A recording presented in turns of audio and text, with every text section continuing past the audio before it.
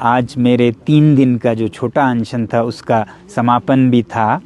मगर जो आज का मार्च था, पश्मीना मार्च, वो आप लोगों में पता होगा कि हमने कल रद्द कर दिया था। और वजह ये थी कि इस मार्च के विरोध में सरकार ने बहुत ही अत्यधिक प्रतिक्रिया की, जिसमें कि सारे सड़कों पर पुलिस और अर्धसैनिक दस्ते लगा देना, स्मोक ग्रेनेड्स वगैरह वगैरह, और फिर इंटरनेट का काटना, और फिर दफ़ा 144 का लगाना। ऐसे में डर था कि बहुत ही काबू से बाहर ना चला जाए, तो इसलिए हमने रद्द की। क्योंकि हमारा तो सपनों में भी ये नहीं था ख़याल कि अगर हम मार्च करते तो जो हमारा उद्देश्य था देशवासियों को, हमारे यहाँ के चरवाहों और उनके चरागाहों की क्या हालत हो रही है उसके बारे में जागृत करना, तो वो तो इन प्रतिक्रियाओं के वजह से आज सभी समाचार पत्रों ने, चैनलों ने इसके बारे में लिखा और लोगों को ये अवेयरनेस मिल गई। तो हमारा मार्च न करना ही सबसे अच्छा फ़ैसला रहा, ये हमें अब लग रहा है। और यहाँ पर उसके बदले में बहुत ही शांतिपूर्ण अनशन हुआ, और ये चलता रहेगा अनशन लगभग 2 महीनों तक।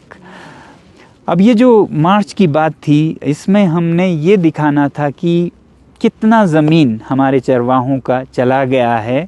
एक तरफ उद्योगों के बड़े बड़े परियोजनाओं में लगभग 150 स्क्वायर किलोमीटर्स, और दूसरी तरफ चीनी अतिक्रमण में यहाँ के चरवाहों को तो नहीं पता है, वो सोचते हैं 20-30 किलोमीटर तक नहीं जा पाते हैं जहाँ वो पहले जा सकते थे। मगर सुब्रमण्यम स्वामी जी कहते हैं कि 4056 स्क्वायर किलोमीटर खो दिया है भारत ने इस संघर्ष में।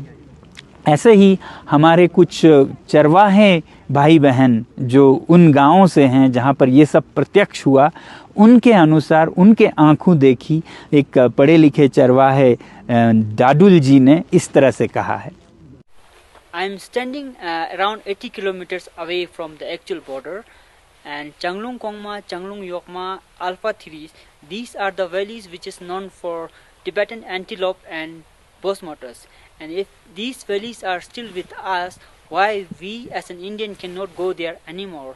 तो इन चरवाहों के साथ नाइंसाफ़ी, अन्याय तो हुआ है, इनके बहुत बड़े चरागे चले गए हैं।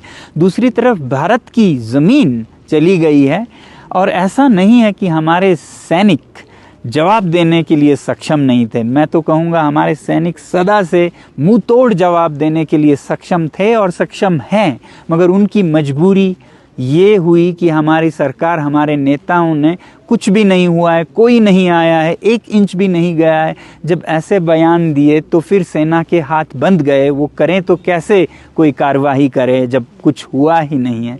तो ये बदकिस्मती थी हमारी कि इस तरह से हमारी बहुत सारी ज़मीन चला गए। इन चरवाहों की तो रोज़ी रोटी या इनका पेशा लगभग ख़त्म होने को आया है, क्योंकि दूसरी तरफ उद्योगों में इतना चला गया। तो ये सब हम आपको वहाँ पर प्रत्यक्ष दिखाना चाहते थे, मगर वो तो नहीं हुआ।